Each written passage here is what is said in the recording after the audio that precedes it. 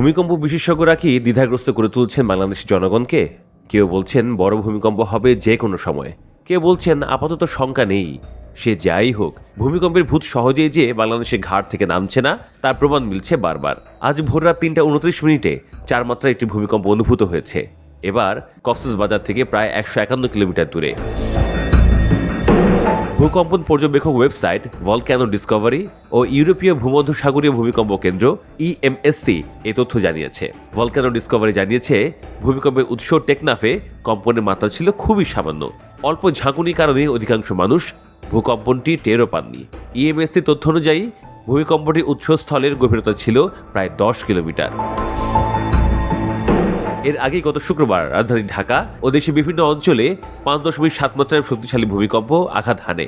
এতে অন্তত ১০ জনের মৃত্যু ও ৬০০-র বেশি মানুষ আহত হন। তীব্র কম্পনে আতঙ্কিত বহু মানুষ ঘর ছেড়ে রাস্তায় বেরিয়ে আসেন। প্রত্যক্ষদর্শীরা জানান, এমন তীব্র ভূমিকম্প এর আগে কখনো তারা দেখেননি। এর পরদিন শনিবার সকাল ১০টা ৩৬ দেশে ভূমিকম্প অনুভূত হয়। মৃদু ওই ভূমিকম্পের উৎপত্তি স্থলও ছিল নরসিংদীর পলাশে। রিক্টার স্কেলে যার মাত্রা ছিল ৩.৩। পরবর্তীতে একই দিন সন্ধ্যায় আবারও দেশে ভূমিকম্প অনুভূত হয়।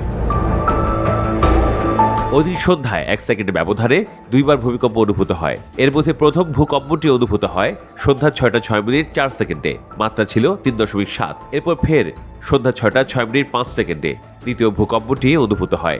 রিক্টার স্কেলে যার মাত্রা ছিল ৪.৩। এর মধ্যে প্রথম ভূমিকম্পের উৎপত্তিস্থল ছিল ঢাকার বাড্ডা, আর দ্বিতীয়টির উৎপত্তিস্থল ছিল নরসিংদীতে বলে জানিয়েছে আবহাওয়া অধিদপ্তর। নরসিংদীতে পরপর ২ দিন ঢাকা ও এর আশপাশে ভূকম্প অনুভূত হওয়ায় এরই মধ্যে বিশ্বের শীর্ষ সার্চ ইঞ্জিন পরিষেবাদাতা প্রতিষ্ঠান গুগল তার বাংলাদেশি ব্যবহারকারীদের জন্য ভূমিকম্পের সতর্কতা জারি করেছে। গুগলের এই রেড অ্যালার্টের শিরোনাম, ভূমিকম্পের সতর্কতা, ঢাকা বিভাগ ভূমিকম্প।